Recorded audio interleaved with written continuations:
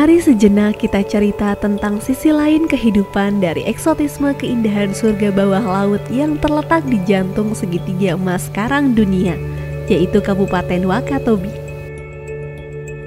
Dikelilingi oleh 4 pulau yaitu Wangi-Wangi, Kaledupa, Tomia, dan Binongko, Kabupaten Wakatobi yang terletak di Sulawesi Tenggara ini menyimpan keunikan dari masyarakatnya yang menghargai alam, yaitu suku Bajo.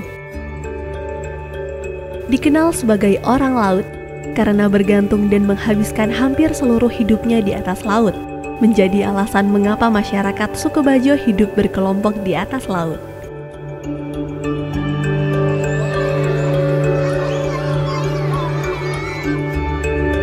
Saya di sini sejak tahun 70 saya lahir.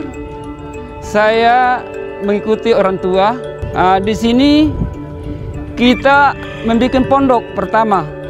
Jadi lama-kelamaan datang dari penjuru, dari Mola, kemudian dari Mantigola. Lama-kelamaan jadilah perkampungan. Disitulah terjadi satu desa, yaitu namanya Desa Sambabahari. Penduduk di sini 400-an lebih.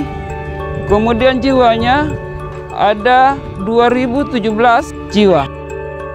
Keunikan dari perkampungan suku Bajo ini yaitu di mana halaman rumah masyarakatnya adalah lautan yang luas dan transportasi yang digunakan berupa perahu. Rumah-rumah mereka disusun dari batu-batu karang dan tiang-tiang pancang di tengah laut. Karena mereka menggantungkan hidupnya di laut, kebersihan lingkungan menjadi hal yang sangat penting untuk dijaga dan dilestarikan.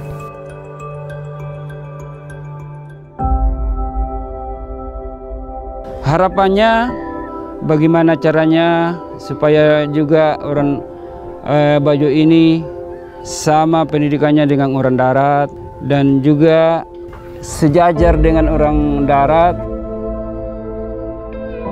Bajo atau orang Bajo yang kita kenal selama ini hidup di laut dan dulunya nomaden, pindah-pindah, sekarang sudah menetap di pesisir maupun di laut dangkal dan di pulau kecil.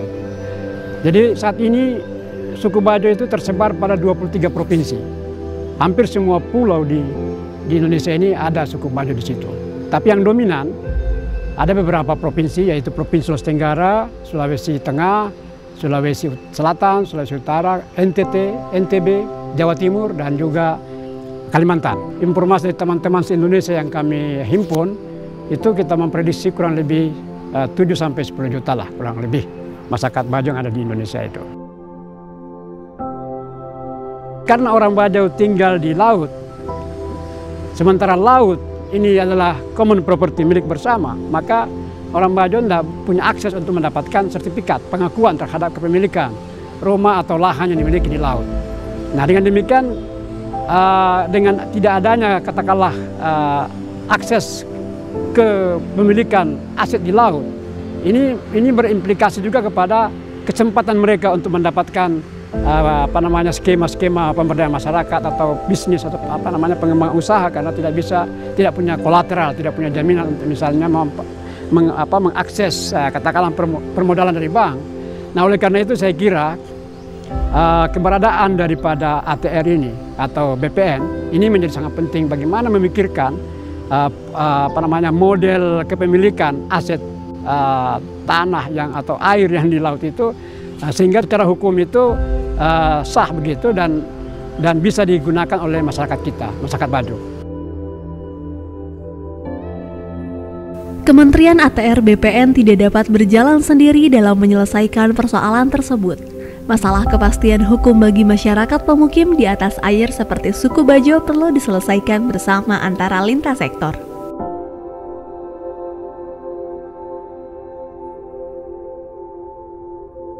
Bagaimana masyarakat suku Bajo itu hidup secara aman, nyaman. Dengan apa? Dengan memberikan suatu kepastian hukum, negara hadir di dalam melindungi terkait aset yang mereka tempati. Kemudian bagaimana masyarakat suku Bajo itu menjadi responsif melestarikan lingkungan hidupnya. Kemudian yang tidak kalah penting adalah memberikan permodalan atau membuka akses kepada mereka di dalam meningkatkan kualitas atau meningkatkan kesejahteraan masyarakat suku Bajo itu. Ini dimungkinkan karena sesuai dengan Undang-Undang Pokok Agraria di pasal 4 ayat 1 dan 2, di situ dimungkinkan apabila tiang pancang hunian mereka itu sampai kepada permukaan bumi atau permukaan tanah.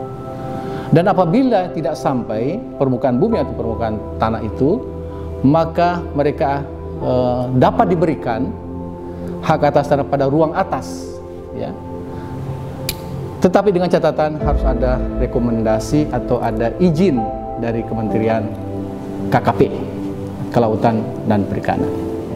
Untuk itu kita sangat mengharapkan keterlibatan masyarakat, pemangku kepentingan di dalam mencari solusi-solusi konkret di dalam mewujudkan atau menjamin masyarakat adat, masyarakat suku Bajo tradisional dan masyarakat lokal itu terjamin atau terlindungi hak-haknya, diberi kepastian hukum, dan tentunya menjamin kelestarian lingkungan hidup.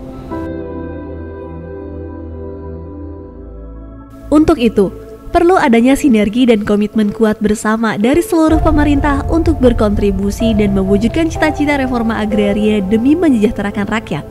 Persoalan di atas akan menjadi salah satu pokok bahasan dalam GTRA Summit 2022.